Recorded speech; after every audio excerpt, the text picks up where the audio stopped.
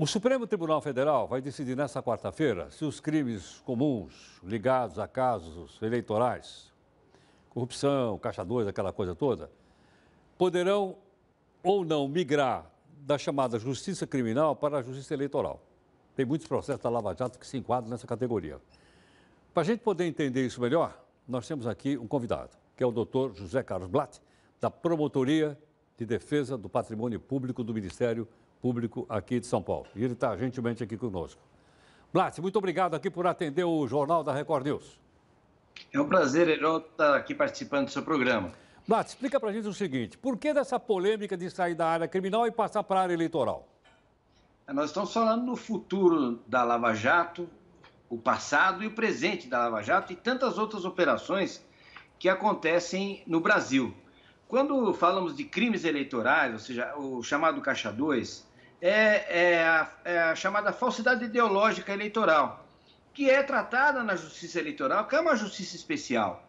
Quando ocorre a denominada contrapartida, ou seja, a empresa, o empresário, o empreiteiro, dá dinheiro a um determinado político esperando uma contrapartida, como já ocorreu em diversos casos na Lava Jato, nós temos a corrupção ativa, passiva, lavagem de dinheiro e tantos outros crimes, né, que são julgados na justiça comum, seja a justiça comum estadual, seja a justiça comum federal, que é no caso, por exemplo, lá de Curitiba, e tantos outros casos que acontecem pelo país afora.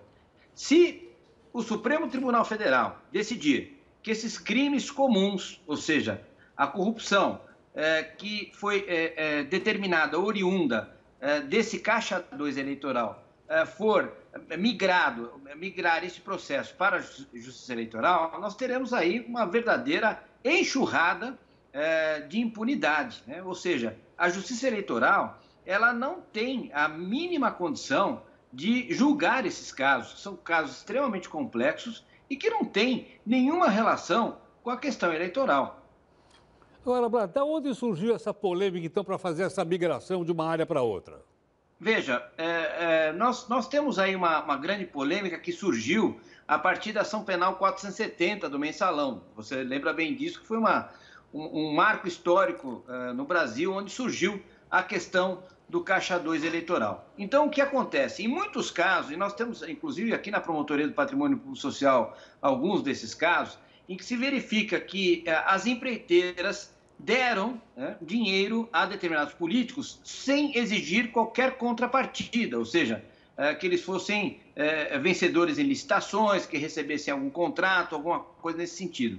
Então, esses casos, evidentemente, são tratados exclusivamente na justiça eleitoral e, obviamente, na esfera do patrimônio público com relação ao denominado enriquecimento ilícito.